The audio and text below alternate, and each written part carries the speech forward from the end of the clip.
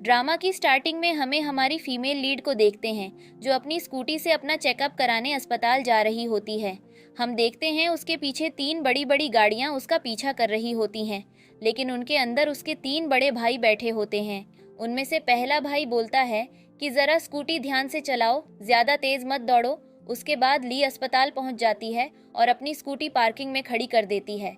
तभी गाड़ियां भी वहां पर रुक जाती हैं और उनमें से ली के तीनों भाई उतर जाते हैं और ली के पास आ जाते हैं, जिस पर ली उनसे पूछता है कि तुम सब यहाँ पर क्या कर रहे हो। जिनमें से सबसे छोटा भाई बोलता है, मैं अपने भांजी के लिए कुछ तोहफे लाया हूँ। जिस पर ली रहती है कि तुम्हें कैसे पता कि लड़का है या लड़की। तभी उसका भाई बोलता है, मुझे पूरा यकीन है कि यह लड़की ही होगा और मैंने इसके लिए सारी तैयारी कर ली है। तभी ली अपने मन में सोचती है, 3 साल पहले हुए हादसे के कारण हमारी फैमिली को परेशानियों का सामना करना पड़ा और मुझे बाहर विदेश से अपनी आधी पढ़ाई छोड़कर आना पड़ा और अपने पति के साथ उनके काम में मदद करी, लेकिन अब सब ठीक हो गया है। फिर ली हॉस्पिटल के अंदर चली जाती है जहां डॉक्टर उसका चेकअप करती है और कहती है, अगली बार अपने पति को भी साथ लाना। जिस पर ली कहती है, वे काम में बहुत बिजी रहते हैं, मैं उन्हें परेशान नहीं करना चाहती, और बाहर निकल जाती है। जहां पर वह अपने हस्बैंड को किसी लड़की के साथ देखते हैं जिसका नाम झा होता है और उसे कॉल करती है, जिस पर वह कॉल को कट कर देता है और ली वहीं टूट जाती है और नीचे बैठ जाती है, जहां डॉक्टर आकर उसे संभालती है और कहती है, तुम्हें ऐसे समय पर अपने पति के साथ रहना चाहिए।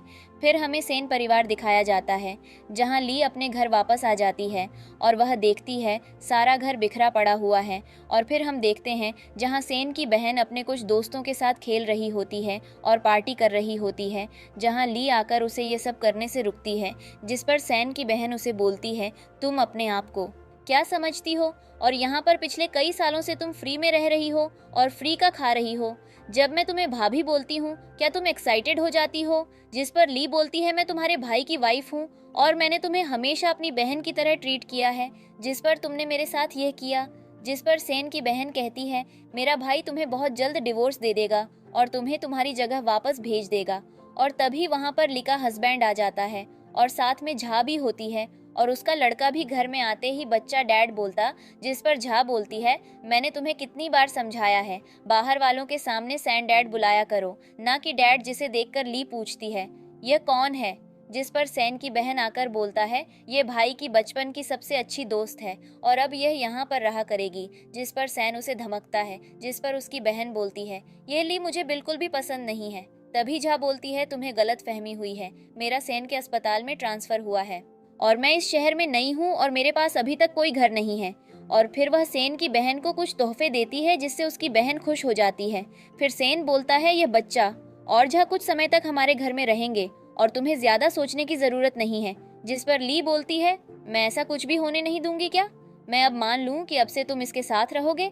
जिस पर सेन लेंगा को बाहर खेलने भेज देता है और ली से कहता है, लैंग को बचपन से ही हार्ट की बीमारी है और उसे ज्यादा परेशान मत करना। तभी झा बोलती है, बचपन से ही लैंग के डैड नहीं है और उसे उसके दोस्त बचपन में बहुत परेशान करते थे और मैं कहीं बाहर रेंट पर रहना शुरू कर दूंगी। यह बोलकर वो जाने लगती है।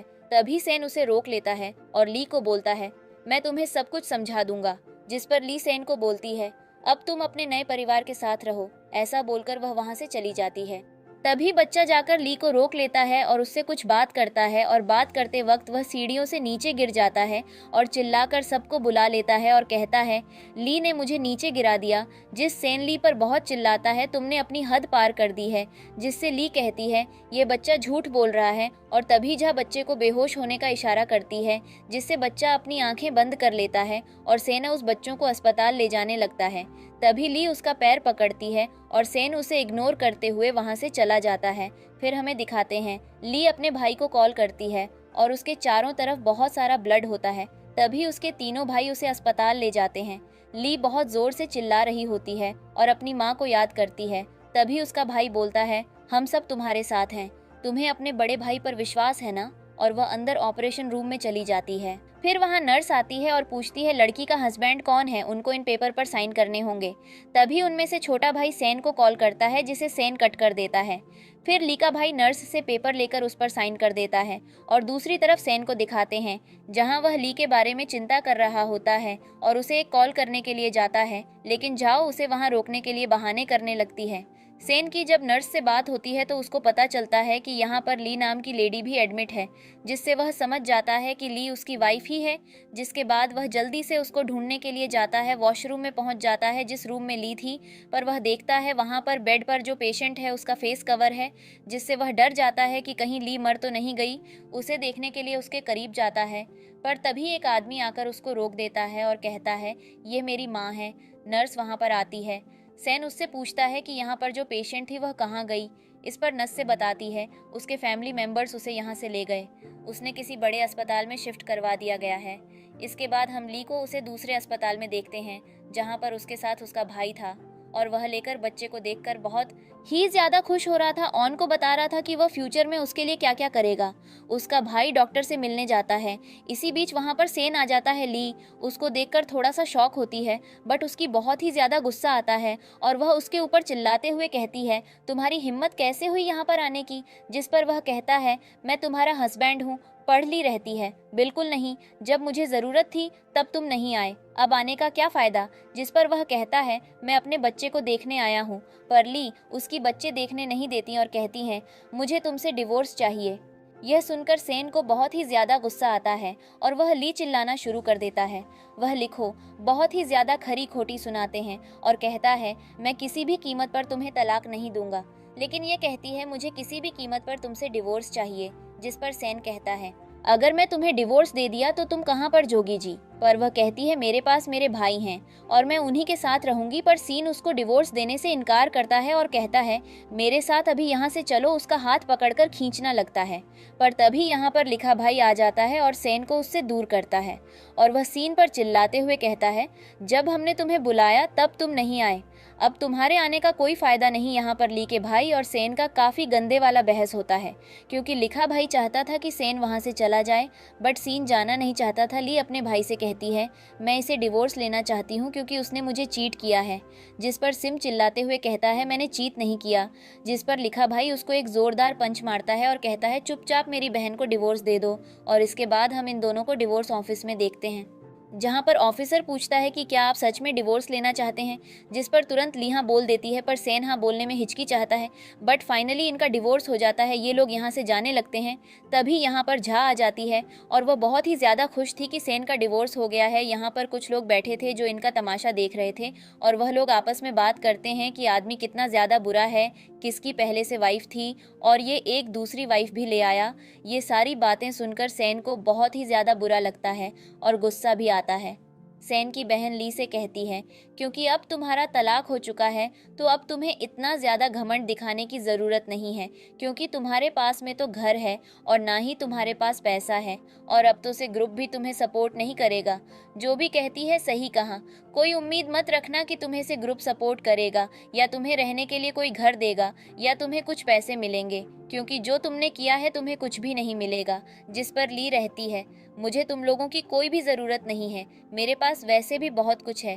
तभी यहाँ पर उसका भाई आ जाता है और ताना मारते हुए कहता है, चलो फाइनली मुसीबत टल गई और इस इंसान से तुम्हारी जान छुट्टी। और उसको लेकर बाहर आ जाता है। वह कार में बैठ ही रही होती है कि पीछे से सेंट भागते हुए आता है और उसका हाथ पकड़कर उसे रोकता है। जिस पर लिखो काफ़ी ज़्यादा गुस्सा आता है। सैनली से कहता है, क्योंकि हमारा डिवोर्स हो चुका है तो अब मेरा बेबी मुझे दे दो, जिसके लिए वह साफ इनकार कर देती है। जिस पर सीन कहता है, मैं इसका फादर हूँ और मैं इसको लेकर जाऊँगा। पर ली रहती है, मैं भी इसकी माँ हूँ और मैं इसको लेकर जाऊँगी। वैसे भी तुम्हारी औकात नहीं है कि तुम मेरे बच्चे को अफोर्ड कर सको। यह सुनकर सेन की बहन को गुस्सा आता है और वह उसको मारने के लिए अपना हाथ उठाती है, पर लिखा भाई उसका हाथ पकड़ लेता है और झांकते हुए कहता है, मेरी बहन को टच करने की कोशिश मत करना, वरना तुम लोगों के लिए बहुत ही ज्यादा भारी पड़ेगा। जिस पर से कहता है, हमें कोई बहस नहीं करनी, बस मुझे मेरा बेबी चाहिए। जिस पर वह कहता है, टेंशन मत लो, तुम्हें तुम्हारा बेबी नहीं मिलने वाला, मेरा नेफ्यू मेरे साथ रहेगा। जिस पर सेन कहता है, अगर ऐसा ही रहा तो मैं लीगल एक्शन लूँगा। वैसे भी कानूनी तौर पर मेरे बेटे को मेरे साथ होना चाहिए, क्योंकि मैं फाइनेंशियली इंडिपेंडेंट हूँ। जिस पर ली कहती है, अगर तुम्हें कानून ही मानना है तो फिर अच्छे से मानो, क्योंकि बच्चे हमेशा मदर के पास ही रहता है, अगर वह छोटा हो। जिस पर वह कहता है, अपनी बकवास बंद करो। ली रहती है, बस करो, वैसे भी मैंने अपने पूरे 3 साल तुम्हारे साथ बर्बाद किए हैं और फाइनली अब मेरी लाइफ अच्छी होने जा रही है। तो मैं तुम जैसे लोगों को अपनी लाइफ में नहीं चाहती कि वह बार बार आकर मुझे डिस्टर्ब करे। और मैं यह कचरा भी अपने साथ लेकर नहीं जाऊंगी। और वह अपनी वेडिंग रिंग निकलती है और ज़मीन पर फेंक देती है और कहती है, अब मैं तुमसे कोर्ट में मिलेगी, और कर में बैठकर अपने भाई के साथ वहाँ से चली जाती है। और पीछे से सेन चिल्लाते हुए रह जाता है कि प्लीज़ मुझे मेरी बेबी वापस कर दो। सेन की बहन रहती है, यह औरत सच में बहुत ही ज़्यादा बुरी है। जिस पर सेन उसे पर गुस्से में चिल्लाता हुआ कहता है कि वह तुम्हारी सिस्टर इन लॉ है, तो तमीज़ से बात करो, हर जगह अपनी बदतमीज़ी मत दिखाया करो। जिस पर वह कहती है, पर आपका डिवोर्स हो चुका है। जिस पर सीन कहता है, पता नहीं इस पिछले कुछ महीनों में मेरे साथ क्या हो रहा है कि मैं चीज़ नहीं संभाल पा रहा, पर मैं चीज़ संभालने की कोशिश करूंगा और उसकी अपनी लाइफ में वापस लेकर आऊंगा। जिस पर सेन की बहन रहती है, अगर आप उसको वापस लेकर आओगे तो जो का क्या होगा। जिस पर वह जो की तरफ देखा है, जो कहती है, ली ने मेरे बच्चे को ड्रग दिए थे जिसकी वजह से वह अस्पताल में एडमिट है। तुम इस तरह की औरत को दोबारा अपनी लाइफ में कैसे लेकर आ सकते हो, और अगर तुम उसे अपनी लाइफ में लेकर आए तो मेरा क्या होगा, मैं कहाँ पर जाऊंगी और मेरे बच्चे का क्या होगा। जिस पर वह कहता है, जो मैं तुमसे प्रॉमिस करता हूँ, मैं तुम्हें और तुम्हारे बच्चे को प्रोटेक्ट करूंगा। मैं लाइफ में तुम दोनों को कोई भी प्रॉब्लम नहीं आने दूंगा। वैसे भी मैं चैन मीन से प्रॉमिस किया था। चैन का नाम सुनकर सेन की बहन रहती है, कौन अध्यक्ष जी। पर हमें एक फ्लैशबैक दिखाया जाता है। हम सेन और उसके साथ उसके बेस्ट फ्रेंड चैन को कर में देखते हैं, जहां पर चैन सेन को बताता है, मैं शादी कर रैनी है और मेरा एक बेटा भी है। जिसे सुनकर सेंट कहता है, तुमने ये बात मुझे पहले क्यों नहीं बताई। जिस पर वह कहता है, क्योंकि हम ऑफिशियली मैरिड नहीं थे। ये सुनकर सेंट भी कहता है, तुम्हें भी पता है मैं भी शादी कर चुका हूँ और मैं अपनी लाइफ में बहुत ही ज़्यादा खुश हूँ और जल्दी मुझे एक बच्चे भी हो जाएगा। ये दोनों आपस में बातें करते हुए जा रहे थे और डिस्कस कर रहे थे कि फैमिली को कैसे संभाला जाता है। तभी उनकी कर के सामने एक बाइक वाला आदमी आता है और वह चैन को शूट कर देता है, जिससे चैन की मौके पर ही मौत हो जाती है। इसके बाद हम सेन को अस्पताल में देखते हैं। चैन की मौत के बाद जब सेन से मिलती है तो वह सेंट के सामने रोना शुरू कर देती है कि अब मेरा क्या होगा। वैसे भी हम ऑफिशियली मैरिड नहीं थे, अब मैं अपने बच्चे को लेकर कहाँ पर जाऊंगी। और इसी मूवमेंट पर सेन ने उससे कहा था कि तुम मेरे घर पर चलो और मैं तुम्हें संभाल लूंगा। पर उसके बदले में जो ने उसे प्रॉमिस लिया था कि तुम मेरी सच्चाई किसी को भी नहीं बताओगे। सीन वापस प्रेजेंट में आता है। सेन की बहन रहती है, तुम किसके बारे में बात कर रहे हो। जिस पर वह कहता है, कोई नहीं। और यही वजह है कि सेन जो कि सच्चाई किसी को नहीं बताता। इसके बाद हम ली को देखते हैं, जो अपने भाइयों के साथ उनके घर पर आती है। उसके घर पर आते ही सभी सर्वेंट उसके सामने सर झुकाकर उसका वेलकम करते हैं, जैसे वह कहीं की महारानी हो। इसके बाद जब वह अंदर आती है तो उसका छोटा भाई सभी सर्वेंट को सिर्फ क्लैप करके बुलाता है। जिसके बाद सर्वेंट लाइन से आते हैं और बहुत सारी ड्रेस लाइन पर लगा देते हैं। वह सारी ड्रेस देखकर ली कहती है, ये सब क्या है। जिस पर उसका भाई कहता है, ये सब मेरी तरफ से मेरी प्यारी सी नेफ्यू के लिए है, और वह उसको अपनी गोद में ले लेता है। तभी यहाँ पर वह और भी ज्यादा सर्वेंट को बुलाता है, जो कि बहुत सारे ब्रेसलेट और हैंडबैग फुटवियर्स लेकर आए थे, जिन्हें देखकर ली काफी ज्यादा खुश हो जाती है। इसके बाद उसका भाई कहता है, तो आगे क्या करना है, तुमने क्या सोचा है। जिस पर ली रहती है, उसे आदमी ने मेरे 3 साल बर्बाद कर दिए और फिर मुझे धोखा दे दिया, और अब वह मेरी डॉटर को भी मुझे छीनने प्लानिंग कर रहा है। मैं उसको बर्बाद करना चाहती हूँ। जिस पर उसका भाई बताता है, जो का जो न्यू प्रोजेक्ट है वह हमारी ही कंपनी के साथ है, बट वह यह नहीं जानती कि वह हमारी कंपनी है। वह सिर्फ इतना जानती है कि वह ली ग्रुप के साथ काम करने वाली है। जिस पर वह कहती है, ठीक है, तो मुझे सब मैनेज करने दो। उसका भाई कहता है, मैं वह कंपनी तुम्हें ही सौंप देता हूँ और तुम ही उसकी सीईओ रहोगी, तो तुम जैसे चाहे वैसे कर सकती हो। जिस पर वह कहती है, तुम भी टेंशन मत लेना, मैं उसे आदमी को बर्बाद कर दूंगी और जो कुत्तों में कहीं का नहीं छोड़ूंगी उस मैं सड़क पर लाकर छोड़ेगी। और यह सीन यहीं पर कट हो जाता है। अब हम इन सबको कॉन्ट्रैक्ट सेरेमनी पर देखते हैं, जहाँ पर दोनों बात कर रहे होते हैं, जिसमें से सेन की बहन बोलती है, जिनके साथ आज हमारा कॉन्ट्रैक्ट साइन हो रहा है वह शहर के बहुत बड़ी रिच फैमिली है, और ऐसा कहा जाता है कि उनके फादर की डेथ हो चुकी है और उनके 3 बेटे हैं और एक इकलौती बेटी है, और वही चारों मिलकर इस बिजनेस को आगे बढ़ा रहे हैं। जिससे हमें पता चलता है कि सेन की बहन ऐसा ख्वाब देख रही है कि वह उन तीनों भाइयों में से किसी एक से शादी कर ले और उनके साथ वह भी अमीर बन जाए। जिसे जहाँ सेन की बहन को बोलता है कि तुम्हारा आइडिया तो अच्छा है और तुम्हें ये ट्राई भी करना चाहिए, शायद क्या पता तुम कामयाब हो जाओ। तभी वहाँ पर सेन आ जाता है, जिसे देखकर सेन की बहन अपना टॉपिक चेंज कर देती है और ली की बात करने लग जाती है। और अपने भाई पर दबाव बनाती है कि वह ली से ज्यादा ना मिले और झाओ से शादी कर ले, जिसे सेन अपनी बहन बहन पर चिल्लाता है और कहता है वह तुम्हारी भाभी लगती है और मैं अपनी सारी प्रॉब्लम खुद सॉल्व कर सकता हूँ, जिससे सेन की बहन चिढ़ जाती है, जिसे जो सेन के सामने अपने आप को अच्छा दिखाने के लिए सेन की बहन को चुप कर देती है और मन में सोचती है कि मैं सेन के साथ शादी करूंगी, ली को दोबारा उसकी जिंदगी में आने नहीं दूंगी। इसके बाद सेरेमनी के बाहर एक कर रुकती है, जिसमें से ली के दोनों भाई निकलते हैं और उनके साथ ली वहां पर आ जाती है और हमें उनकी एक शानदार एंट्री दिखाई जाती है।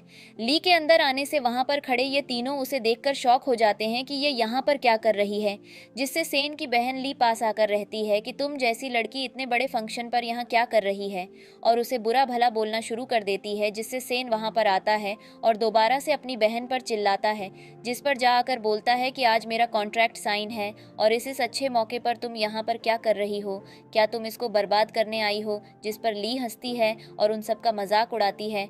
तभी वहाँ पर मैनेजर जाकर ली के साथ खड़ा हो जाता है, जिसे जा देखकर खुश हो जाती है और उसके पास हंदशके करने आगे आ जाती है, पर वह उसको इग्नोर कर देता है और लिखो बोलता है हेलो मैडम, जिसे देखकर वह तीनों शॉक हो जाते हैं, जिसे देखकर सेन की बहन मैनेजर से बोलता है कि तुम इस जैसी लड़की को इतनी रिस्पेक्ट से क्यों बोल रहे हो, जिससे मैनेजर उनको चुप कर देता और बोलता है तो मैं नहीं पाता, जिससे तुम्हारा कॉन्ट्रैक्ट साइन हो रहा है वह इस पर परिवार की सबसे छोटी सदस्य है।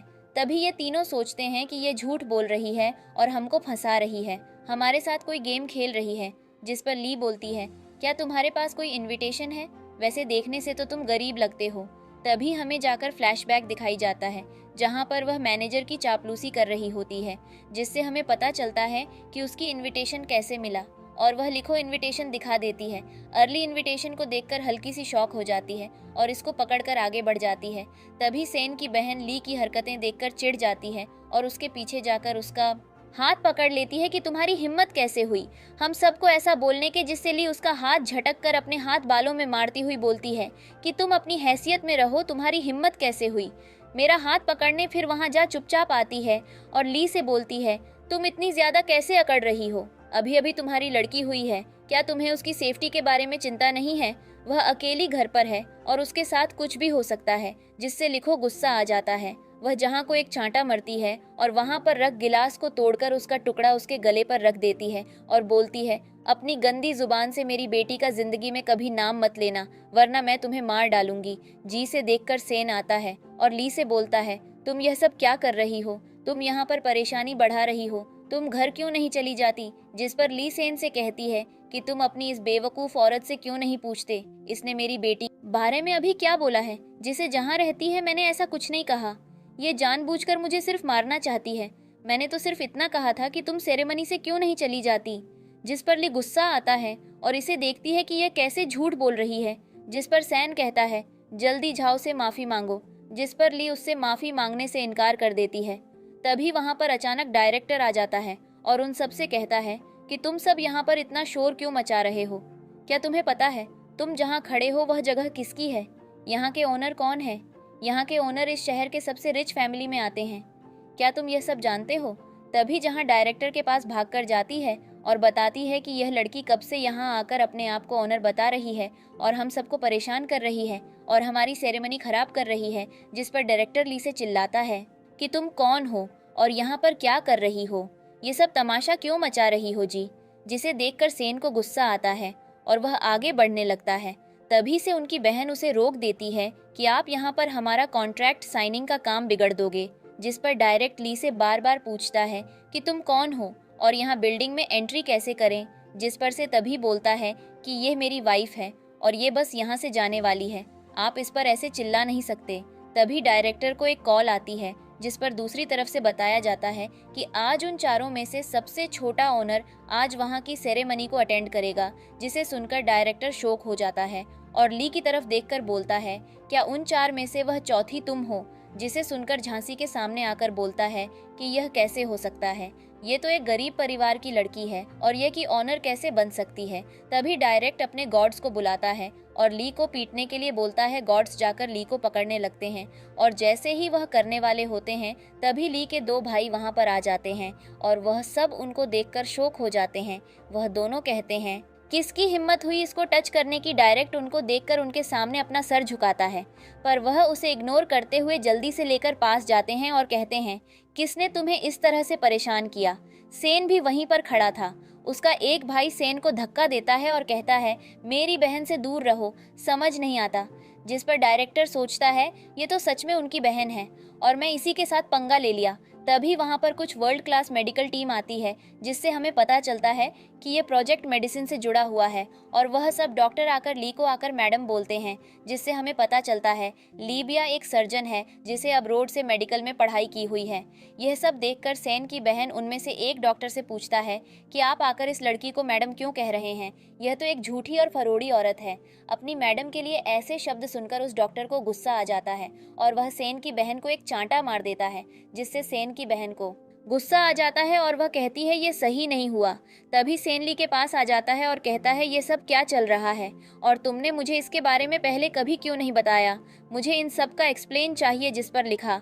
भाई कहता है, हम इन सब के बारे में तुम्हें क्यों बताएं, तुम शुरू से ही हमारी बहन का साथ नहीं दे रहे थे। जिस पर ली अपने भाई को रोक देती है और बोलती है, इस आदमी से बहस करने की कोई ज़रूरत नहीं है। और यहाँ पर मौजूद सभी लोगों को अब विश्वास हो गया था कि ली ही उन 3 अमीर भाइयों की इकलौती बहन है। जिसे सुनकर सेन ली के पास आ जाता है और बोलता है, क्यों ना हम आपस में सब कुछ मामला सुलझा लें और जो ये प्रोजेक्ट है उसे आराम से पूरा करते हैं। जिस पर ली स्टेज पर चढ़ जाती है और इस प्रोजेक्ट को कैंसिल कर देती है। इसके बाद उसके भाई ली को लेकर वहाँ से चले जाते हैं, जिनके पीछे से भागता हुआ आता है और लिखो रोकने की कोशिश करता है और कहता है, ये प्रोजेक्ट हमारे लिए बहुत ज़रूरी है। जिससे उसका भाई उसे रोक देता है और मन कर देता है। जिस पर सीन लिखो भाई से बोलता है, ये मेरी वाइफ है और तुम हमारे मामले में दखल मत दो। जिससे डी का भाई सेन को कहता है, अब तुम्हारा डिवोर्स हो चुका है और वह डिवोर्स कार्ड सेन के मुंह पर मरता है। ज़्यादा देर खड़े होने की वजह से लेकर तबीयत अचानक से खराब हो जाती है, जिसे ली का भाई उसे उठाकर चलने लगता है। तभी उनके सामने सैन खड़ा हो जाता है, लेकिन झाओ उसे रोक लेती है और ली का भाई उसे लेकर वहाँ से चला जाता है। फिर हम देखते हैं लिखा भाई। लिखो समझ रहा होता है डॉक्टर ने तुमको अभी बेड रेस्ट करने को बोला है, तो तुम अब आराम करो। और उसके बाद वह उसके बच्चे को खिलाने लगता है और कहता है, अब जो भी आगे काम होगा उसको हम मिलकर पूरा कर लेंगे, तुमको सिर्फ आराम करने की ज़रूरत है। और सीन वहीं पर कट हो जाता है। फिर हम जो को देखते हैं उसके बेटे के रूप में, जहाँ पर वह अपने लड़के को बोल रही होती है, तुमने एक्टिंग अच्छी नहीं की, और फिर उसे ज़बरदस्ती एक गोली खाने को देती है, जिसे देखकर वह डर जाता है और वह गोली ले लेता है। इसके बाद सेन दिखाया जाता है जहाँ पर वह सोच रहा होता है कि कैसे ली उसकी हर चीज़ का ध्यान रखती थी और उसका ख्याल रखती थी। फिर वह लेंग के रूम में आकर उसका चेकअप करने लग जाता है और देखता है उसकी हार्ट बीट तेज़ हो रही है, जिससे वह बोलता है कि हमें लेंग को अस्पताल ले जाना होगा। तभी सेन की बहन आती है और बोलती है, ली ग्रुप ने हमारा प्रोजेक्ट जो कैंसिल किया था, अब वह प्रोजेक्ट और दूसरी कंपनी भी नहीं ले रही है और ली ग्रुप ने हमारा प्रोजेक्ट हमेशा के लिए बैन करवा दिया है, जिससे और कोई भी उस प्रोजेक्ट को ना कर सके। जिस पर सैन ली को कॉल करता है, लेकिन ली ने उसका कांटेक्ट ब्लॉक कर रखा था। झा बोलती है, ली हमसे बदला लेने की कोशिश कर रही है। जिस पर सेन की बहन बोलते हैं, वह तुम्हारी कॉल नहीं उठा रही, जिसका मतलब ये सब उसी ने किया है और तुम अभी उसे बचाने की कोशिश कर रहे हो। अगर तुम ऐसा ना करते तो वह 3 साल पहले ही अब्रॉड में मर गई होती। और झा को अपने अंकल से मदद करने के लिए बोलता है, जिस पर जहाँ रहती है अंकल का ट्रांसफ़र 10 साल पहले ही हो गया है, लेकिन ऐसा सुनने में आया है उनका सबसे बड़ा बेटा एक पार्टी अटेंड करने चीन आ रहा है, क्यों ना हम उसके पास जाएं और उसे मदद ले। लेकिन ली फैमिली के रिलेशन उनके साथ बहुत अच्छे हैं और मुझे डर है कहीं उनका बड़ा बेटा हमारे लिए कोई स्टैंड ना ले। जिस पर सैन कहता है, क्यों ना मैं सैन फैमिली की आधी प्रॉपर्टी से टॉप मेडिकल पेटेंट के साथ समझौता करूं। फिर सैन का मैनेजर दिखाया जाता है जो सैन से बोलता है, जो आपने कहा था वह सब तैयार हो गया है, क्या आप सच में अपनी आधी प्रॉपर्टी लाइमिंग ग्रुप को फ्री में देना चाहते हैं। जिस पर सीन बोलता है, जब तक मैं अपने प्रोजेक्ट को वापस नहीं ले लेता उसके लिए मैं कुछ भी कर सकता हूँ और इसके लिए मैंने अपना इरादा साफ कर लिया है। सैन का मैनेजर बोलता है, सर क्या आप ये सारे तोहफे ले जाना चाहते हैं। जिस पर सैन कहता है, हाँ यह आन के लिए हैं, ये मेरी गाड़ी में रखवा दो, मैं पार्टी के बाद उससे मिलूंगा। तभी झा का लड़का पीछे से सेन को आवाज मारता है और कहता है कि मैं भी आपके साथ चलूंगा, जिस पर झा कहती है आज बच्चों की पार्टी है, क्यों ना हम सब साथ चले, मैं भी काफी समय से बाहर नहीं गई हूँ और थोड़ा सा डिप्रेस फील कर रही हूँ। फिर झा मन में सोचती है अगर हम सब साथ जाएंगे तो हम बाहर वालों को एक फैमिली की तरह दिखेंगे। फिर बच्चे बोलता है ये गिफ्ट्स किसके लिए हैं? सेन कहता है ये सिस्टर आन के लिए हैं, मैं तुम्हारे लिए फिर कभी लाकर दूंगा। जिस पर बच्चा बोलता है इन गिफ्ट्स की ज़रूरत उस जैसी को नहीं है। जिस पर सेन कहता है अभी इसने क्या कहा? जिस पर झा बोलती है ये सिर्फ एक बचकानी बात है, इस बात को सीरियस लेने की कोई ज़रूरत नहीं है। जिस पर सेन कहता है मैं यह शब्द दोबारा नहीं सुनना चाहता। झा कुछ बोलना चाहती है, तभी सेन उसे रोक देता है।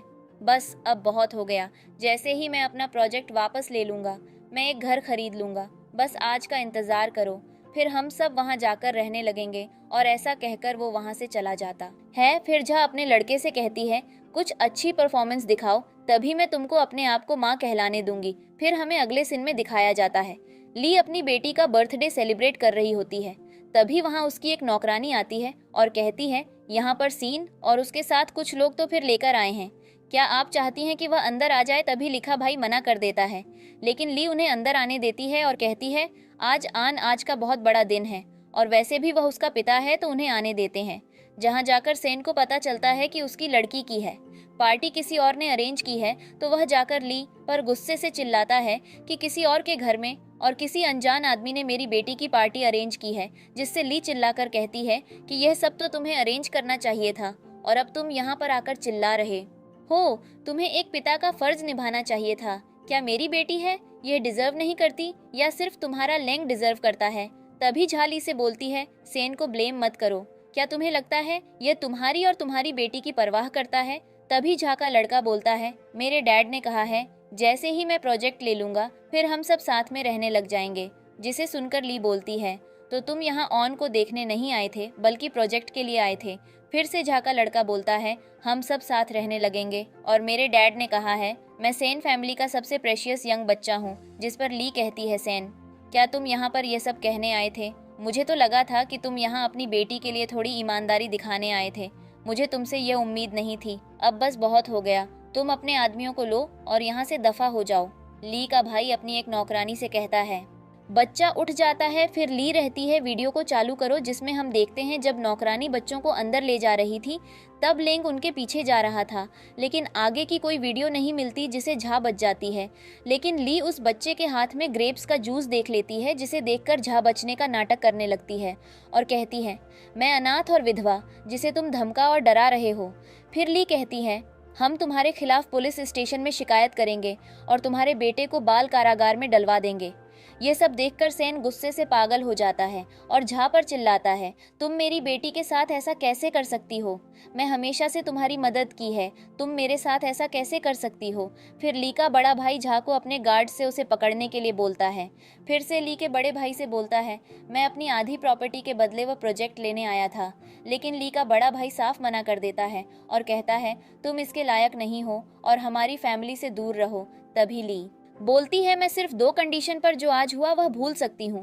पहली कंडीशन झा को अस्पताल से निकाल दिया जाए और आगे फ्यूचर में यह किसी भी अस्पताल में काम ना कर पाए, और दूसरी तुम एक कॉन्ट्रैक्ट पर सिग्नेचर करोगे जिससे हम हमेशा के लिए अलग हो जाएंगे और तुम्हारा आन से कोई भी रिश्ता नहीं रहेगा। और वो उससे वादा करता है और ली वहाँ से चली जाती है। इसके बाद हम सेन को नशे की बुरी हालत में उसके रूम में देखते हैं, जो कि बहुत ही ज्यादा ड्रिंक कर रहा था और उसे अफसोस हो रहा था कि आज उसने क्या कर दिया और शायद उसे जिंदगी में अपनी बेटी से नहीं मिल पाएगा। तभी यहाँ पर झा आती है और वह सेन से कहती है उसे लड़की को भूल जाओ, उसे तुम्हारी जरा भी परवाह नहीं है, वैसे भी वह तुम्हारी लाइफ बर्बाद करना चाहती है। ये सुनकर उसे तकलीफ मत देना, उसे उसका काम करने देना, उसको काम में कोई भी दिक्कत नहीं आनी चाहिए। यह सुनकर उसके छोटे भाई को थोड़ा सा गुस्सा आता है और वह कहता है अभी तुम ये सब क्यों सोच रही हो? जिस पर वह कहती है जैसा मैं कहती हूँ वैसा ही करो। वह वहाँ से जाने लगती है। तभी उसके पास एक कॉल आती है। एक डॉक्टर उसको बताता है मैडम सेन सर की रिपोर्ट आई है, उनको कैंसर है। ये सुनकर वह शॉक हो जाती है। वह कहता है आप आकर रिपोर्ट को कलेक्ट कर लीजिए। जिस पर वह कहती है मैं नहीं आ सकती, हमारे डिवोर्स हो चुका है। जिस पर वह डॉक्टर कहता है ऐसा कैसे हो सकता है? 2 दिन पहले तो उन्होंने मुझे बोला था कि आप लोग साथ हैं और उन्होंने खुद आपके लिए फ्रूट्स और फ्लावर्स बाय किए थे। साथ ही उन्होंने अपनी डॉटर के लिए भी ड्रेस खरीदी थी। यह सुनकर वह थोड़ी इमोशनल हो जाती है और हम देखते हैं कि इसके बाद वह बहुत ही ज्यादा गुस्सा आता है और उसके हाथ में जो गिलास था वह उसको तोड़ते हुए कहता है, यह सब तुम्हारी वजह से हुआ है। जब से तुम आई हो सारी चीज खराब हुई है। तुम्हारी वजह से पहले मेरा डिवोर्स हुआ और आज ये सब कुछ हुआ। मैं सिर्फ तुम्हें संभालते संभालते अपनी फैमिली को खो चुका हूँ। और वह उसे वहाँ से दफा हो जाने को कहता है। वह एक बार फिर से उसे अपनी बातों में उलझने की कोशिश करती है, लेकिन उसका मूड बहुत ही ज्यादा खराब था और वह उसको वहाँ से भगा देता है। वह भी अपना मुंह बनाते हुए वहाँ से चली जाती है और मन में सोचती है, वैसे भी आज के बाद तो तुम उससे कभी मिल नहीं पाओगे उससे, तो अच्छा तुम मुझे ही अपनी वाइफ बनाना होगा। इसके बाद हम ली और उसके 2 भाइयों को देखते हैं। ली वापस एब्रॉड जा रही थी अपना काम दोबारा से शुरू करने। उसका छोटा भाई उसके लिए लगेज पैक करता है और कहता है, अच्छे से जाना और सबसे पहले मेरी प्यारी सी नेफ्यू का ध्यान रखना। जिस पर वह कहती है, तुम भी साथ चलो। तो वह कहता है, नहीं नहीं, यहाँ बिजनेस कौन संभालेगा। तभी उसका बड़ा भाई अंदर आता है और कहता है, मैं हूँ ना साथ, मैं और तुम्हारे साथ चलूंगा। ली जाने से पहले कहती है, जो कुछ भी हुआ था उसे भूल जाना सेन को ज्यादा। उसके घर पर जाती है रिपोर्ट लेकर। हम यहाँ पर सेन को देखते हैं जो कि अभी भी ड्रिंक कर रहा था और काफी ज्यादा नशे में था। उसके पास झा आती है पर उसको लगता है कि वह झा नहीं है बल्कि ली है और उसे कहता है कि मुझे छोड़कर मत जाओ। और यही सब रूम के बाहर से ली देख लेती है और उसको बहुत ही ज्यादा बुरा लगता है। वह रिपोर्ट को वहीं पर फेंक कर वहां से चली जाती है, पर जैसे ही सेन को रियलाइज होता है कि यह तो झा है, वह उसको जल्दी से खुद से दूर करता है और कहता है, तुम्हारी हिम्मत कैसे हुई यहाँ पर आने की। जिस पर वह एक बार फिर से ली की बुराई करना शुरू करती है तो सेन उस पर जोर से चिल्लाता है। तभी सेन के पास डॉक्टर की कॉल आती है और वह बताता है, मैडम ने आपकी रिपोर्ट कलेक्ट कर ली है। ये सुनकर वह जल्दी से वहाँ से निकलता है और उसने पता लगा लिया था कि वह एब्रॉड जा रही है, इसलिए वह जल्दी से एयरपोर्ट पर उससे मिलने पहुंच जाता है। पर ली तो उसकी शक्ल भी नहीं देखना चाहती थी, वह सिर्फ एक बार पलट कर देखती है और फिर घूमकर चली जाती है। वह भागकर जाने लगता है तो उसके भाई उसको रोक लेते हैं और उसका छोटा भाई उसको बहुत ही ज्यादा मारता है और कहता है, मेरी बहन और मेरी नेफ्यू से दूर रहना। इसके बाद उसके भाई भी वहां से चले जाते हैं और सेन जमीन पर अधमरी हालत में गिरा हुआ रह जाता है। अब हम ली को एब्रॉड में देखते हैं जहाँ पर वह रिसर्च कर रही थी और वह अपना काम बहुत ही बेहतर तरीके से कर रही थी और काफ़ी ज़्यादा नाम कमा रही थी। तभी उसके पास एक दूसरी डॉक्टर आती है और बताती है, ये देखो एक नया रिसर्च है, तुम इसके बारे में थोड़ा पता कर सकती हो। और ये रिसर्च किसी और की नहीं बल्कि सेन की ही थी। अब सीन 3 साल बाद शिफ्ट होता है। ली अपनी बेटी जिन जिन के साथ वापस चीन आ चुकी थी। वह एयरपोर्ट पर खड़ी थी। जिन जिन कहती है, मम्मी आपने कहा था जब हम एयरपोर्ट पर पहुंचेंगे तो अंकल हमें तुरंत पिक करने आएंगे, पर अंकल तो आए ही नहीं। तभी यहाँ पर उसका छोटा भाई आता है और आते ही अपनी नेफ्यू से बहुत ही प्यार से मिलता है। वह जिन जिन के हाथ में कुछ फोटोज थमते हुए कहता है, जल्दी देखो तुम्हारे अंकल इन फोटो में कैसे लग रहे हैं। वह फोटो देखना शुरू करती है और उसकी बहुत सारी तारीफें करती है। तभी उन फोटो के बीच में सेन की भी फोटो थी, जिसको देखकर वह कहती है, अंकल ये फोटो किसकी है। जिस पर वह कहते हैं, इसको सिर्फ चुपचाप देखो, अपनी मम्मी को दिखाने की जरूरत नहीं। पर जिन जिन कहती है, नहीं नहीं ऐसा नहीं हो सकता। और वह जाकर उस फोटो को डस्टबिन में डालते हुए कहती है, मम्मी ने कहा है यह इंसान कचरा है और इसको डस्टबिन में ही रहना चाहिए, इसलिए मैंने डस्टबिन में फेंक दिया। जिससे उसका भाई समझ जाता है कि ली ने अपनी बेटी को बहुत ही अच्छी ट्रेनिंग दी है उसके बाप से नफरत करने की। इसके बाद हम सेन को उसके हॉस्पिटल में देखते हैं। उसके पास उसका एक दूसरा जूनियर डॉक्टर आता है और कहता है, सर आपने एब्रॉड से जो पार्सल मंगाया था वह आ गया। वह उसको देखता है और वह एनवेलप खोलता है तो उसमें ली और उसकी डॉटर के बहुत सारे फोटोज थे, जिनको देखकर वह काफ़ी ज़्यादा खुश होता है। तभी यहाँ पर झा आती है तो वह जल्दी से फ़ोटोज़ को छुपा देती है। तभी यहाँ पर भागते हुए उसकी बहन आती है और टैबलेट में दिखाते हुए कहती है, ये देखिए ली वापस आ चुकी है। ये देखकर वह भी थोड़ा सा शॉक होता है। उसकी बहन कहती है, अब पता नहीं ये डायन हमारे साथ क्या करेगी, हमारी इतनी अच्छी लाइफ चल रही है, हमारा प्रोजेक्ट भी आगे बढ़ रहा है। जब हमारा प्रोजेक्ट आगे बढ़ाने की बारी आई है तभी यह चुड़ैल जानबूझकर वापस आई है ताकि हमें परेशान कर सके। जिस पर उसका भाई कहता है, तमीज़ में रहो। जिस पर सेन की बहन बोलती है, मैं तमीज़ कहाँ से रखूं, ये चुड़ैल हमें दोबारा से परेशान करेगी। जिस पर उसका भाई उसे एक जोरदार तमाचा मारता है और फिर अपनी जूनियर से कहता है इसे थोड़ी तमीज़ सिखाओ, और वहाँ से चला जाता है। उसके वहाँ से जाते ही झा उसकी बहन के कान भरने शुरू कर देती है कि वह किस तरह से अब उनकी फैमिली को परेशान करेगी। ली उनकी ज़िंदगी बर्बाद करने के मकसद से ही यहाँ पर आई है और उसकी बहन है ही बेवकूफ़। वह और भी ज़्यादा उसकी बातों में आती है और कहती है मैं इस ली को नहीं छोड़ूंगी और उसे बर्बाद करने का एक अच्छा प्लान बनाऊंगी। इसके बाद हम जिन जिन और ली के भाई को एक साथ एक रेस्टोरेंट में देखते हैं। हमें फ्लैशबैक दिखाया जाता है जहां पर उसका भाई कहता है मैं जिन जिन को अपने साथ लेकर जा रहा हूं, मैं तुम्हारी मीटिंग किसी के साथ फिक्स की है। पर ये दोनों बैठकर उसकी जासूसी कर रहे थे। एक दूरबीन लेकर तभी वहां पर एक लड़का आता है और आकर ली के सामने बैठ जाता है। ली उसको पहचान जाती है क्योंकि वह उसका पुराना दोस्त था। वह उससे कहती है तुम तो एब्रॉड में थे, तुम यहाँ पर क्या कर रहे हो? जिस पर मांग बोलता है मेरी स्टडी से ज़्यादा तुम इम्पोर्टेंट हो, इसलिए मैं यहाँ पर आ गया। ये सुनकर ली खुश हो जाती है। इसके बाद वो ली के सामने बैठ जाता है और बार बार ली की तारीफ़ें शुरू कर देता है। फाइनली वह उसको शादी के लिए प्रपोज भी कर देता है। हम स्ट्रीट पर झा और सेन की बहन को चलते हुए देखते हैं और उनके पास एक ही टॉपिक था जो कि ली था। पर तभी उनकी नज़र रिस्ट्रो के अंदर पड़ती है जहां पर मांग ली को प्रपोज कर रहा था। सेन की बहन जल्दी से सेन को कॉल करके कहती है तुम जल्दी से यहाँ पर आ जाओ, तुम्हारी वाइफ धोखेबाज है, आज ये साबित हो जाएगा। इसके बाद हम रेस्टोरेंट में देखते हैं जहां पर मांग जब उसको प्रपोज करता है तो वह इनकार कर देती है। तभी पीछे जिन जिन के हाथ से एक गिलास गिर जाता है। वह पीछे मुड़कर देखती है तो ली उन दोनों को देख लेती है और वह समझ जाती है यह सब इन्हीं का किया धरा है। इसके बाद जिन जिन और उसका भाई धीरे से उसके पास आते हैं। जिन जिन घूमते हुए टेबल पर आकर खड़ी हो जाती है और उसका भाई तो खड़ा होकर दीवारों को साफ कर रहा था जैसे उसे कुछ पता ही ना हो। तभी जिन जिन कहती हैं मोम यह पर्सन कौन है? जिस पर ली कहती है पहले मुझे यह बताओ यह किसका किया धरा है?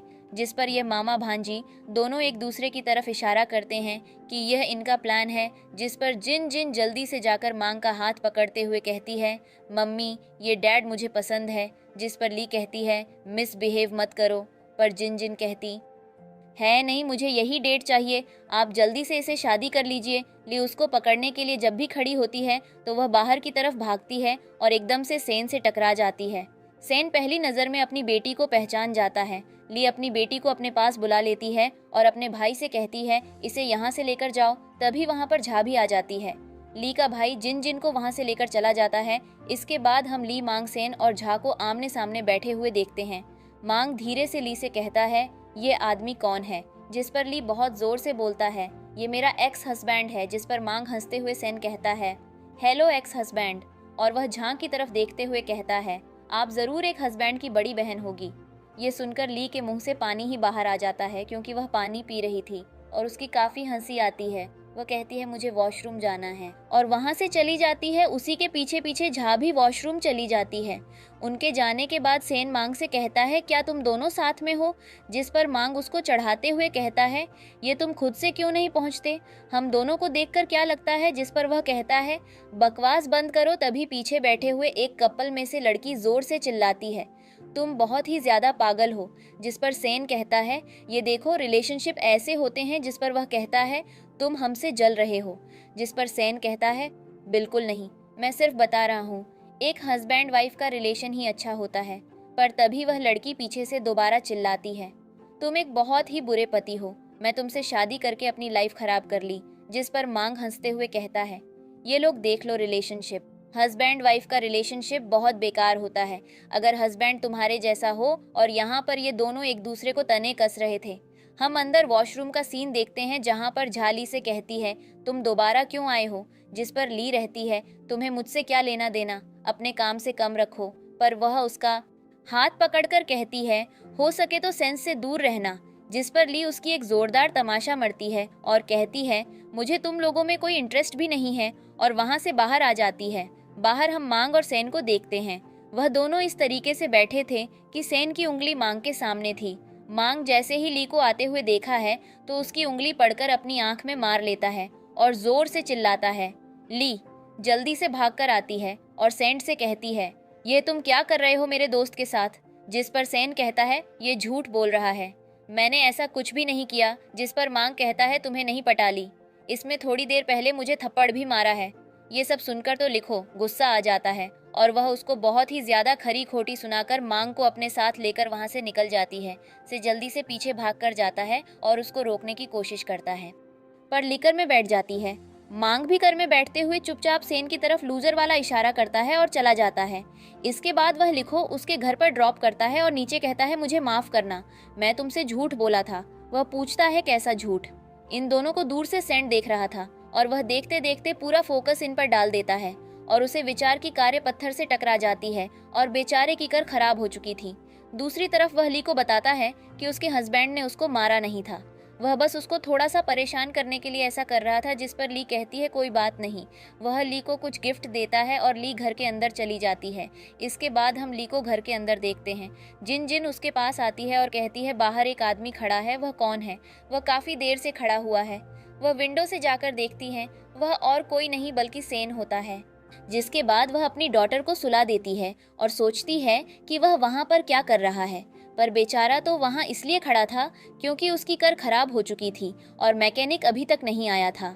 इसके बाद हम अगले दिन का सीन देखते हैं जहां पर ली अच्छे से तैयार होकर अपने को डॉक्टर से मिलने जा रही थी, क्योंकि उसको जो रिसर्च करनी थी उसका पार्टनर कौन है उसको उनसे मिलना था। वह एक होटल में जाती है। इसी से होटल में सेन, उसकी बहन और झा आए हुए थे, पर तभी सेन के पास एक कॉल आती है। वह जल्दी से वहां से निकल जाता है। झा और सेन की बहन की नज़र ली पर पड़ती है। वह उसको जाते हुए देखते हैं, जिस पर सेन की बहन कहती है, अभी इसको सबक सिखाऊंगी, पहले तो मैं अपने भाई को बुला लेती हूँ। जिस पर झा कहती है, ऐसा मत करो, मेरे पास एक अच्छा आइडिया है, और वह उसके कान में अपना आइडिया बताती है। इसके बाद हम ली को देखते हैं जो कि अपने को डॉक्टर का वेट कर रही थी, पर वह अभी तक नहीं आया था। बाहर हम सेन की बहन और झा को देखते हैं। सेन की बहन ने वेट्रेस के कपड़े पहने थे और उसके हाथ में ग्लास था। उसे पानी के गिलास में झा एक ड्रग मिला देती है और कहती है, जाकर उसे दिखाओ। वह भी जाती है और ड्रग उसको दे देती है, उसे पानी को। पीने के बाद उसको चक्कर आने शुरू हो जाते हैं, पर वह जल्दी से रूम के बाहर आती है और फिर वह सेन से टकरा जाती है और सेन से कहती है, जल्दी से मेरी मदद करो। अगली सुबह हम ली को अस्पताल में देखते हैं। जो उसकी आंखें खुलती हैं तो उसके सामने सैन था। सेन उससे बात करने की कोशिश करता है, पर वह उसको कह देती है, प्लीज यहाँ से चले जाओ। इसके बाद वह बेचारा वहाँ से चला जाता है। अब वह किसी को कॉल करती है और कहती है, होटल के हर एक सीसीटीवी को चेक करवाओ मेरे साथ, ये हरकत किसने की मुझे पता करना है। अगले दिन हम उसे अस्पताल में देखते हैं, जहाँ पर वह किसी से कॉल पर बात कर रहा था और वह आदमी उसको बताता है, तुम्हारी को डॉक्टर तुम्हें स्टेयर पर ही मिलेंगे, और तभी उसके सामने ली आ जाती है। ली को देखकर तो वह शॉक हो जाता है। सेन को देखकर ली के भी होश उड़ चुके थे और वह कहती है, क्या तुम ही मेरे को डॉक्टर हो? वह कहता है, क्या तुम ही मेरी को डॉक्टर हो? और ली को बहुत ही ज्यादा अफसोस होता है। इसके बाद एक रूम में हम इन दोनों को बातें करते हुए देखते हैं। तभी यहाँ पर मांग आता है और कहता है, देखो ली, पता चल गया तुम्हारे साथ वह किसने किया था। और वह उसको सीसीटीवी फुटेज दिखता है जिसमें सेन की बहन साफ साफ नजर आ रही थी। बस फिर क्या ली को गुस्सा आ जाता है, वह सेन पर बरस जाती है। वह सीन से कहती है, मैं तुम्हारे साथ कोई भी प्रोजेक्ट नहीं करूंगी। जिस पर सेन कहता है, ये प्रोजेक्ट मेरी लाइफ है। जिस पर वह कहती है, ठीक है, बट मेरी दो कंडीशन रहेगी। फर्स्ट कि तुम मुझे परेशान नहीं करोगे, और सेकंड हमारे साथ मांग भी इस प्रोजेक्ट में अब से रहेगा। जिस पर वह कहता है, मांग कैसे रह सकता है? वह कहती है, तुम्हें पता भी है वह सिर्फ 17 साल का था, तभी उसने काफ़ी अच्छी रिसर्च की थी और उसकी मेडिकल में गोल्डन अवार्ड भी मिला है, तो ये पूरी तरह से काबिल है हमारे साथ रिसर्च में रहने के लिए। मांग भी कहता है, हाँ मैं तैयार हूँ और मैं बहुत ही अच्छे से अपना काम करूँगा। इसके बाद हम इन लोगों को अस्पताल के बाहर देखते हैं। ये तीनों चल रहे थे, तभी सामने से जिनजिन आती है और वह एक बाइक चला रही थी फुल स्टाइल के साथ, और बॉडीगार्ड उसके पीछे भाग रहे थे। जिनजिन जल्दी से बाइक से उतरती है और कहती है, डैडी। ये सुनते ही तो सेन खुश हो जाता है और अपने हाथ फैलाकर खड़ा हो जाता है कि जिन जल्दी से आकर उसको हक करेगी, पर जिन जाकर मांग की गोद में चढ़ जाती है और उसको बोलता है, डैडी मैं आपको पिक करने आई हूँ। ये देखकर तो सेन चौंक हो जाता है, वह कुछ बोलने ही वाला था, तभी ली उसको चुप कर देती है और फिर अपनी बेटी की तरफ हंसते हुए कहती है, मम्मी और डैडी बहुत ही ज्यादा खुश हुए, और वह जिन को लेकर वहां से चले जाते हैं। जाते वक्त जिन सेन की तरफ देखती है और मन में सोचती है, मेरे बेचारे रियल डैड जिसे मॉम हद से ज्यादा नफरत करती हैं, मुझे आप पर बहुत ही ज्यादा तरस आता है। सेन अब अपने घर पर आ जाते हैं। उसकी बहन आराम से बैठकर टीवी देख रही थी। वह जाकर उससे बहुत ही प्यार से कहता है, कल तुमने क्या किया? जिस पर वह कहती है कुछ भी नहीं। वह कहता है जरा ये सीसीटीवी फुटेज देखने, जिसमें वह साफ नजर आ रही थी। इसका भाई उसको एक जोरदार खींचकर तमाचा मारता है और कहता है तुम्हारी हिम्मत कैसे हुई ये सब करने की, तुम्हें पता है ना ये सब इल्लीगल है। जिस पर वह कहती है मैंने ये खुद से नहीं किया था। वह कहता है तुम्हें किसने करने को बोला था। पर तभी यहाँ पर आ जाती है उसकी बहन कुछ बोल पाती, जहाँ जल्दी से उड़ते हुए उनके पास जाती है और कहती है इसको फोर्स करना बंद करो, ये बेचारी बच्ची है। जिसके बाद सेन वहाँ से चला जाता है। अब अगले दिन हम सेन को रिसर्च करते हुए देखते हैं, तभी डोर लॉक होता है। सीन जल्दी से खुश होकर दरवाजा खोलना है कि दरवाजे की बाहर ली खड़ी होगी, पर दरवाजे के बाहर तो मांग होता है और वह सीधा कहता है हेलो एक्स हस्बैंड। यह सुनकर वह चढ़ जाता है और वापस अंदर आ जाता है। मांग और ली भी अंदर आते हैं और अपना काम शुरू कर देते हैं और काम के बीच में मांग चुपचाप ली की तरफ लूजर वाला फिर से इशारा करता है। तभी यहाँ पर जा आती है। सिम पूछता है तुम यहाँ पर क्यों आई हो। वह कहती है मैं तुम्हारी हेल्प करने आई हूँ और वह काम करने लगती है। उसकी नज़र पड़ती है, इस मौके का वह फ़ायदा उठाती है और ली के हाथ में केमिकल था जिसे जानबूझकर अपने हाथ पर गिरती है और फिर सैनिक के सामने ड्रामा करती है कि ली मुझे परेशान कर रही है। जिस पर लीवर केमिकल अपने हाथ पर गिरते हुए कहती है ये सिर्फ सिंपल हाइड्रोजन है, तुम बहुत अच्छा नाटक करती हो। वैसे यह देखकर सेन को भी गुस्सा आता है और वह कहता है यहाँ से दफ़ा हो जाओ और वह अपना मुंह बंद लेकर दफ़ा हो जाती है। नाइट में सैलरी से कहता है चलो मैं तुम्हें ड्रॉप कर देता हूँ, पर तभी मैं कहता है कोई ज़रूरत नहीं, मैं हूँ ना, तुम्हें इतना कष्ट उठाने की ज़रूरत नहीं है अपने जीवन में। तुम जाकर जहाँ नाम का कष्ट ही झेलो। और वह ली को लेकर वहाँ से निकल जाता है। वह दोनों कर में थे, तभी उनकी नज़र जहाँ पर पड़ती है जो किसी और आदमी के साथ एक होटल में जा रही थी। अब हम झा को उसे आदमी के साथ देखते हैं। उसको बताती है जो भी रिसर्च हो रहा है, कल उसका अनाउंसमेंट है और कल फाइनल रिजल्ट मिलेगा कि उसको करना है कि नहीं। जिस पर वह उसे आदमी से मदद मांगती है तो वह आदमी उसको एक पेन ड्राइव देता है और कहता है इस पेन ड्राइव को उसे पेन ड्राइव के साथ एक्सचेंज कर देना। नेक्स्ट डे हम इन सभी को अनाउंसमेंट सेरेमनी में देखते हैं, जहां पर सेन जाकर ली को वह पेन ड्राइव देता है। वह सभी के सामने उसे पेन ड्राइव को दिखाती है, पर उसे पेन ड्राइव में कुछ फोटोज थे जो कि लिखा ही थे और वह सभी एडिटेड थे, वह देखनी है। तो उसको बहुत ही ज़्यादा गुस्सा आता है और वह समझ जाती है कि यह सब किया धरा और किसी का नहीं बल्कि जहां और सेन की बहन का है। और वह सभी के सामने बताना शुरू करती है कि ये फ़ोटोज़ फेक है। पर तभी से की बहन रहती है ये फ़ोटोज़ फेक कैसे हो सकते हैं, तुम इतनी ज़्यादा बदतमीज़ हो, तभी तो ये फ़ोटोज़ है। जिस पर वह कहती है अपनी बकवास बंद करो, पहले तुम खुद को देखो, मुझे बोलने से पहले तुम मेरे नाखून के बराबर भी नहीं हूँ। मैं इतनी हाई एजुकेशन दी है और मैं कितनी ज़्यादा अमीर हूँ। जिस पर झा रहती है सभी लोग मेरी बात ध्यान से सुने, यह औरत एक नंबर की झूठी है। ये बोलता है कि इसके 3 आमिर भाई हैं, पर मुझे नहीं लगता कि वह भाई इसी के हैं, क्योंकि वह भाई अचानक से ही इसकी लाइफ में आ गए। इससे पहले उनके बारे में कोई भी नहीं जानता था और अचानक से ये इतनी ज़्यादा पढ़ी लिखी बन गई, क्योंकि पहले तो ये घर पर ही पड़ी रहती थी और ये एक हाउसवाइफ थी। इसके पास फेक डिग्री है और इसमें सब कुछ फेक किया है। परसों ली को सपोर्ट करते हुए कहता है ऐसा नहीं है, मैं लिखो कई सालों से जानता हूँ। ली एक बहुत ही अच्छी डॉक्टर है। निधि खुद को प्रूव करती है कि वह कैसे अच्छी डॉक्टर है और कैसे यह रिसर्च बहुत ही बेहतर है। जिस पर वहाँ पर बैठे जज उसे रिसर्च को कह देते हैं कि यह रिसर्च एकदम सही है और इसे हम आगे बढ़ा रहे हैं। ये सुनकर तो ली खुश हो जाती है, पर यह सुनकर झा को बिल्कुल भी अच्छा नहीं लगता और वह जोर जोर से चिल्लाना शुरू कर देती है। तभी यहाँ पर महंगा आता है और वह उसे आदमी को अपने साथ लेकर आया था जिसको हमने पिछली रात जहां के साथ देखा था, और उसे आदमी की हालत काफ़ी ज़्यादा ख़राब भी थी। वह आदमी सभी के सामने बताता है उसने झांकी कहाँ पर वह पेन ड्राइव चेंज की और वह फ़ोटोज़ एडिट किया। जिस पर जहां बौखला जाती है और उसे आदमी से कहती है तुम हो कौन, मैं तो तुम्हें पहली बार देखा है, मैं तुम्हें जानती भी नहीं हूँ, तुम ऐसा झूठ कैसे बोल सकते हो कि मेरे कहने पर तुमने यह काम किया है। जिस पर वह आदमी कहता है बकवास बंद कर बेवकूफ़ औरत, तेरी वजह से मैं यहाँ पर हूँ। काम से कम तुझे यह तो बताना चाहिए था कि तू किसके साथ पंगा ले रही है। अगर मुझे पता होता तो ली फैमिली से पंगा ले रही है तो मैं तेरे साथ रहता भी नहीं। जिस पर झा रहती है अपनी बकवास बंद कर, मैं तुझे जानती भी नहीं, तू है कौन। जिस पर बहुत में कहता है पागल औरत क्या भूल गई, कल रात तू मेरे साथ ही थी और मैं ही तुझे वह पेन ड्राइव की थी। और वह मांग से कहता है, प्लीज़ मुझे माफ़ कर दीजिए। इस औरत के कहने पर मैंने यह सब किया था, जिस पर मांगों से बहुत ज़्यादा मारता है और उसे धक्के मरवा कर वहाँ से निकलवा देता है।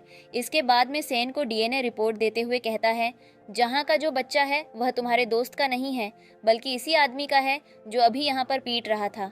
ये सुनकर तो वहाँ पर खड़े सभी लोग शॉक हो जाते हैं। सेंस जोर से जाग के ऊपर चिल्लाता है, जिस पर झाग रहती है ये झूठ बोल रहा है। पर सेन उसको वह रिपोर्ट देते हुए कहता है, तो क्या रिपोर्ट्स भी झूठ बोल रही हैं? रिपोर्ट देखकर वह जोर जोर से चिल्लाना शुरू कर देती है। सेन की बहन रहती है, ऐसा कैसे हो सकता है? पर इसने तो मुझसे कहा था वह बच्चा सेन का है। ये सुनकर सेन भी शॉक हो जाता है और कहता है, तुम तो हो ही बेवकूफ़। इसके बाद झा से कहता है, तुमने मेरी लाइफ बर्बाद कर दी। तुम इतनी बड़ी झूठी हो कि तुमने सब कुछ झूठी कहानी सुनाई है।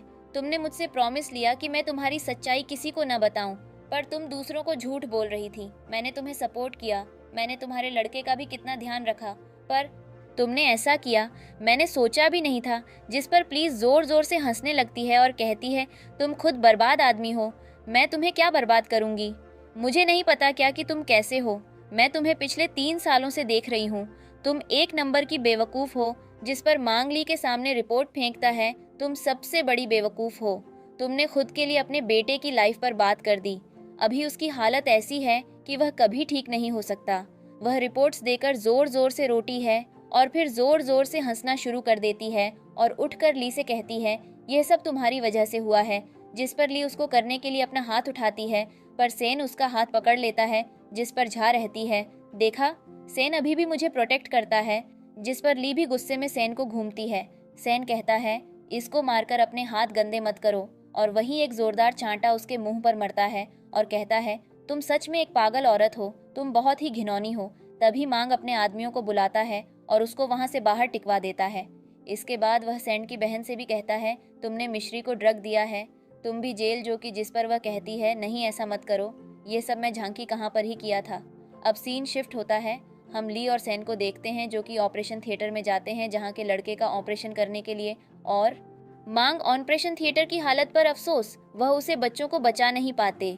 इसी अस्पताल में हम जको देखते हैं जिसके पैरों में हथकड़ी बांधी थी और वह सुन लेती है कि उसका बेटा मर चुका है और वह पूरी तरह से पागल हो चुकी थी और उसका दिमाग ही संतुलन भी हल चुका था, इसीलिए वह हंसने लगती है।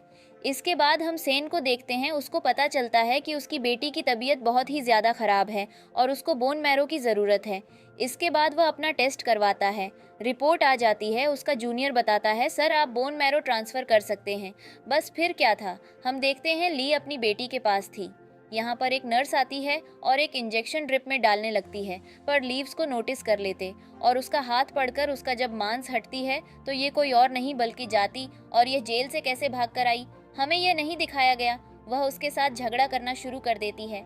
वह उसकी बेटी को इंजेक्शन लगाना चाहती थी, पर तभी यहाँ पर उसके भाई आ जाते हैं और उसकी एक जोरदार लात मारते हैं। इसके बाद वह अपनी गार्ड से कहकर उसे वहाँ से बाहर दिखा देते। हैनली जब रूम के बाहर आती है तो उसको बाहर से मिलता है। वह उससे पूछता है उसने पेशेंट की यूनिफॉर्म क्यों पहनी है, जिस पर वह कहता है पिछली प्रॉब्लम्स दोबारा मेरी लाइफ में आ रही है, मेरी सर्जरी है। इस पर वह कहती है ओके। वह जाने लगती है, पर सीन पीछे जाकर उसको हक करता है और अपनी पिछली सारी गलतियों के लिए उससे माफ़ी मांगता है। इसके बाद वह भी रोती है और ये दोनों अपने अपने रास्ते चले जाते हैं। इसके बाद हम देखते हैं ली अपनी बेटी का ऑपरेशन कर रही थी और उसकी बेटी को बोन मैरो भी मिल गया था। तभी यहाँ पर एक डॉक्टर आता है और बताता है जिस आदमी ने बोन मैरो दिया था उसकी तबीयत खराब है। जिस पर ली कहती है पहले मुझे ये ऑपरेशन करने दो, और वह ऑपरेशन कर लेती है और ऑपरेशन सक्सेसफुली हो जाता है। तभी वह डॉक्टर कहता है वह आदमी आपका हस्बैंड ही है। यह सुनकर वह शॉक हो जाती है और वह भाग कर जाती है। इसके बाद हम कुछ दिनों बाद का सीन देखते हैं। ली जिन जिन और मांग के साथ अस्पताल में सेन को विजिट करने आती है। बेचारे सेन की हालत काफ़ी ज़्यादा ख़राब थी और वह कोमा में जा चुका था। तभी यहाँ पर मांगली को शादी के लिए प्रपोज करता है। वह उसकी तरफ अपना हाथ बढ़ती है अंगूठी पहनने के लिए। जिन जिन तभी सेन को कहती है डैडी प्लीज़ उठ जाइए, वरना मम्मी किसी और से शादी कर लेंगे, और तभी उसको भी होश आ जाता है और यहीं पर यह ड्रामा ख़त्म हो जाता है। आपके ड्रामा कैसा लगा कमेंट करके ज़रूर बताना। Thank you so much for watching. Bye bye.